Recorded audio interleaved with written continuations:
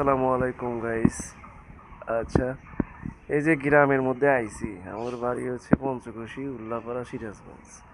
এই ব্যাটালিয়ন দল ঈদের দিন থেকে ধরছে আমাদের খেলা দিতে হবো, খেলা দেন মামা, খেলা দেন, খেলা দেন কাকা, খেলা দেন। মানে খেলা দিতে দিতে দিয়ে আজকে ঈদের দিন পার করে ফেলাইছি। আজকে বিকেলে, আজকে সকালবেলা আসছে সবাই যে আমাদের কি খেলা দিতে হবো।